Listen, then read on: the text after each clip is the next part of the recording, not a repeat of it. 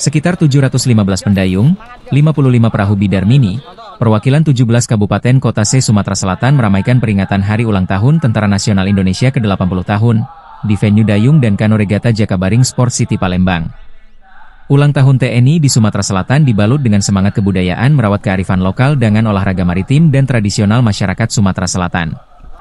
Lomba bidar menjadi perwujudan nyata dari pelestarian budaya dan semangat kebersamaan masyarakat Sumsel, sekaligus bentuk dukungan dalam memperingati HUT TNI. Pangdam 2 Sriwijaya Maijen TNI Ujang Darwis menekankan bahwa dengan soliditas yang kuat dari seluruh komponen masyarakat, program-program nasional dan daerah akan lebih mudah didukung demi mewujudkan Indonesia maju.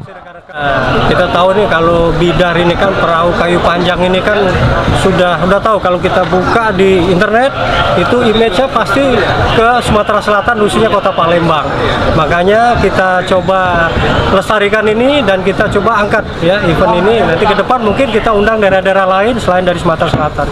Nama Provinsi Sumatera Selatan, Pak Gubernur, Pak Wakil Gubernur mengucapkan selamat ulang tahun pada TNI Republik Indonesia yang ke-80, semoga sehat, lancar, dicintai rakyat, dan ini dia mengadakan lomba bidar. Alhamdulillah memang bidar ini adalah seni tradisional kita dan banyak sekali hadiahnya, sampai yang nonton aja dapat hadiah dan teman-teman media juga bisa dapat hadiahnya, mungkin gesel lagi nyanyi apa ya.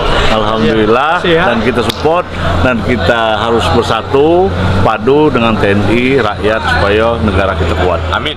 Lomba bidar ini akan berlangsung selama 2 hari, pada 27 hingga 28 September 2025 dengan jarak tempuh bidar sejauh 1000 meter.